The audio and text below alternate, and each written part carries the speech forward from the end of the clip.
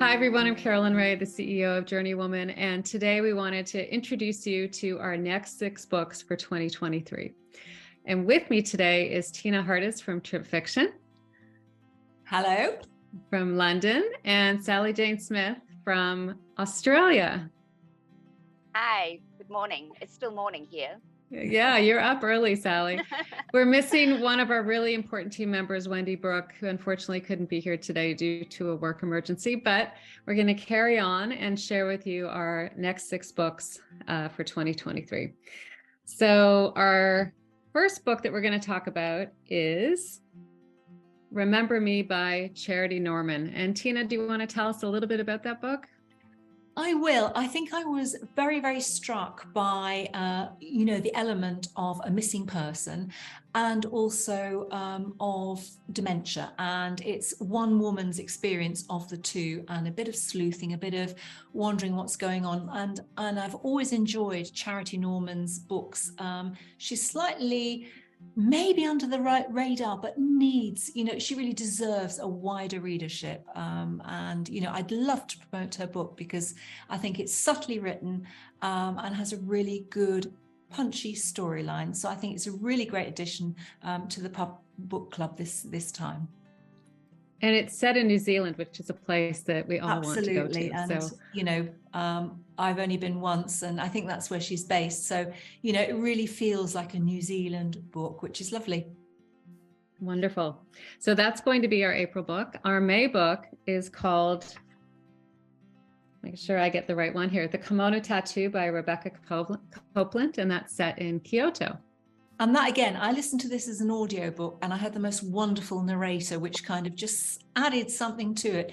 But I think it really brings to life the culture of Japan, materials. And obviously, there is somebody, I won't give too much away, but it involves tattooing. And it's just so tactile. I always think of Japan as having a lot of materials, and so somehow the beauty of material and weaving and tapestries really comes to life amid an interesting murder mystery. Lovely. And also Japan is a book. I don't think we've read any books about Japan in the last 3 years of the book club. So I'm really excited to read this one. Yeah. And I think it's an unusual choice. It's very different. It has a very different premise. And I think that's really nice. Excellent. Our June book is called The Girl with the Louding Voice by Abi Dare, and it's set in Nigeria. And Sally, I know you're a big fan of this one. Oh, yes, this is a book I read back in 2020, and it's one of those books that just keeps on popping into my mind. I probably think about it on at least, a monthly basis since then. It is a book that has the most amazing voice. The protagonist's voice evolves in this book in a way that I haven't seen in any other book that I've read. No spoilers, but it follows a 14-year-old Nigerian girl who starts out in a situation where she's valued by her family as not much more than a commodity. But she has this powerful drive to take control of her own life. So although the book covers some subject matter that could, in other hands, leave you feeling a bit despondent, things like child marriage and indentured servitude, the author, Abi Dare, a Nigerian author, she creates something that's the opposite. It's an astoundingly hopeful and empowering book. So I'm really looking forward to reading it again. Oh, lovely. Great choice. Our July book is called What the Psychic Told the Pilgrim, a midlife misadventure on Spain's Camino to Santiago de Compostela by Jane Christmas. And this was a book that was suggested a few years ago for our book club, actually, and I read it 2 summers ago, and I have never laughed so hard in my whole life. I just loved it.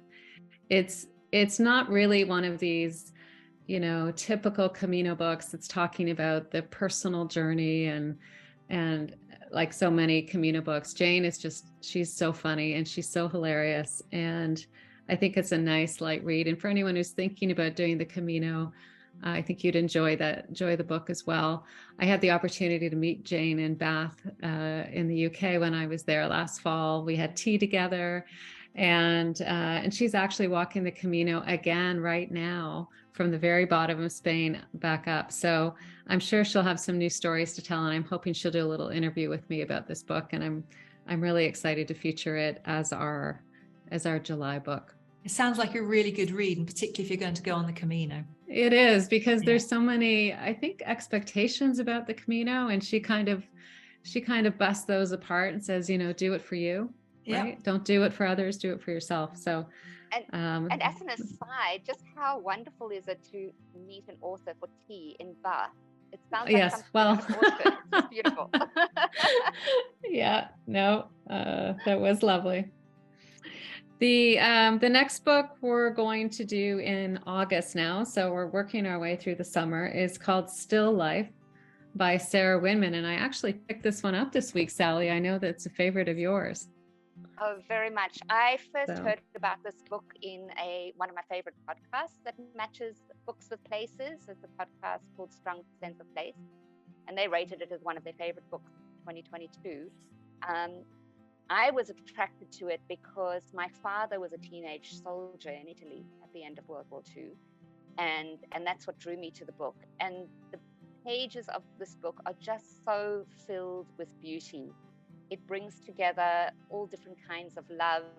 It's very much a story of found family, of how we meet people in our lives who become as important to us as those we are related to by blood. But it's also a story that is just imbued with the flavors of Florence. There is a lot of art history in it. There is a sense of a community that comes together in adversity, both the adversities of war, but also the adversities of natural disasters, which is something I think that we've become more conscious of over the years, and coming together to save each other, but also to save art. It's a lovely book. And I love that it has a sprinkle of literary references as well. Even the author of A Room with a View, Ian Foster, he makes a cameo appearance or two. So it's just a beautiful read. Now, it is a bigger book, at least the print version. So I think that's one of the reasons we put it later in the summer, just to give everyone a chance to read it and get a hold of it and really enjoy it. But who doesn't love Florence? I mean, I can't wait to get into that. It's a really lovely book for Florence. And there's also a parrot in there, I think. Yes, there is. I'd forgotten the parrot. That explains the cover. Amazing. And our last book is actually one that I just read when I was living in Spain this past fall, called The Seamstress. And it's been translated from Spanish into English, also called The Time in Between. And it was made into, I think, a Netflix series, perhaps. I haven't had a chance to watch it yet. But it's by Maria Duenas. And the reason that I wanted to share this book with you in our book club is because I learned so much about Spain's history. It's set in Morocco, but it's mostly about Spain, the Spanish Civil War, and it really helps you understand the history of Spain. And so when you visit Spain, which is, a country with a complicated history, I think it gives you a much better understanding of the regions of Spain that you're traveling through and what this country has been through.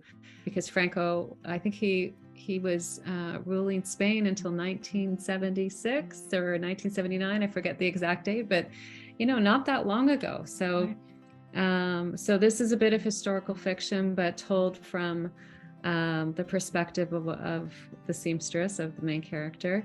And I just loved reading this book. I could not put it down, and I believe she's got some other books as well. So those are our next 6 books for the JourneyWoman Book Club. And we try to pick books that will inspire you to travel, but also help us think and give us lots to talk about on our book club calls, which happen every month on Wednesday at 8 p.m. Eastern. So hopefully you can join us on one of our calls, but if not, we hope these books give you something to think about and new places to explore. So any closing thoughts, Tina, Sally? Yeah. There's a lovely variety this time, and I think you've got a bit of historical, a bit of memoir, and some great locations. So I think that's absolutely wonderful. Yes, I'm really excited about reading these 6 reads. We talk about a lot of books in the background before we make our final selections. And I think that what we've put together this time is going to give us a lot of diversity. Yeah, we're going to New Zealand, Japan, you know, Spain, Morocco a couple times, but we love Spain and Morocco, and Italy. So, you know, so many books in the world. It's so hard to choose, as you say, Sally, and we've spent a lot of time going through Sally's spreadsheets. Yeah. Okay, Such a lot of work. Thank you. I'm a bit of a spreadsheet geek. The truth is coming out. The truth is coming out. Anyways, thank you, ladies. And we look forward to seeing you at our next JourneyWoman Book Club. And see you soon.